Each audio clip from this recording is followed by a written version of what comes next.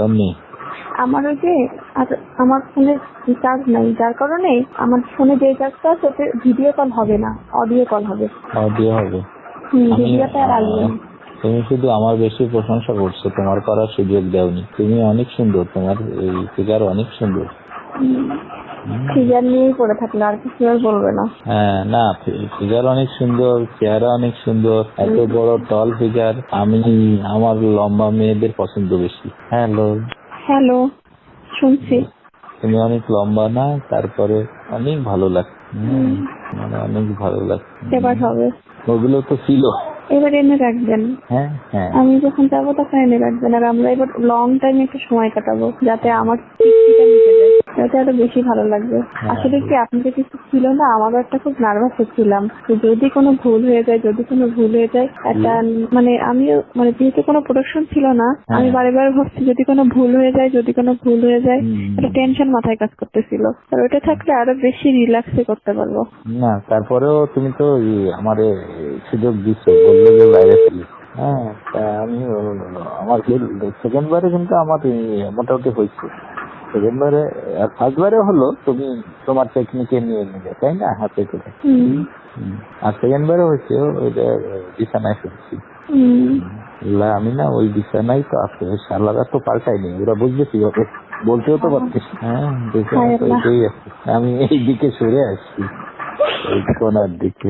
তো বিছানার কথা তো পাল্টাইও দেয়নি চাদর। বললে তো সন্দেহ করতো। হ্যাঁ, সেটাই।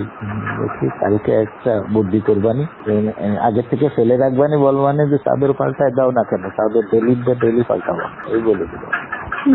আমার না এখন এটা আমি সেটা বুঝতে পারছি, আপনি আসলে সত্যি অনেক সেক্সি। আমার মানে ধারণার বাইরে, মানে ধারণা ছিল না আপনি এতটা হট আর কি। আপনি তো জানেন একটা মেয়ে হিসেবে আমি খুব প্লিজড। হ্যাঁ, না আমি শুনছি, শুনে আমার ভালো লাগে।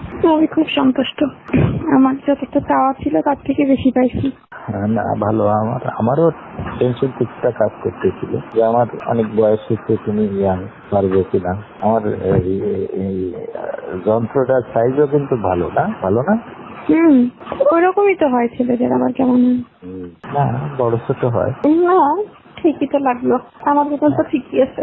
হ্যাঁ, না আমি ভাবছি এরপরে তোমার এই ঘাড়ে তোমার পা দিয়ে আমাকে ধরতে দেরি আর আমার কাছে যাইতে দেরি হয়নি। আমার এতটা কারেন্টের মতো আমি চলে গেছি আজকে। ও হ্যাঁ, এখানে ঢুকেই তো আমরা ওই যে আগের দিন আলাপ করে নিচ্ছিলাম না, এই জন্য আগে। ঠিক আছে, আমাদের বয়সের ব্যবধান আছে, কিন্তু জুতি ভালো। আমার তো মনে হলো না যে কোনো ব্যবধান আছে। হ্যাঁ, কোনো ব্যবধান বলে মনে হলো না। আপনি যে সেক্সি,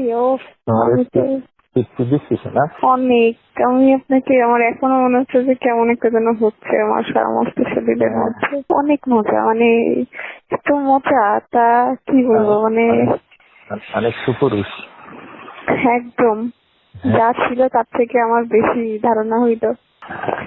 যখন তোমার ফ্রি দিন হবে না, ফ্রি হবে, তখন তোমার ওটা আমি ভোরে দিয়ে দেবো। তারপরে দরকার নেই রিস্ক নেওয়ার। না, ফ্রি দিনে ভোরে ফেলবো একেবারে। আমার আসলে কখন কোন সময় হচ্ছে তো, মানে আমার ডেট অনুযায়ী হচ্ছে না, এই জন্য একটু সমস্যা ঝামেলা লেগে গেছে। ঠিক আছে, জীবনের ঝুঁকি যেখানে ওখানে আমি ওগুলো নিয়ে আনাই রাখবো।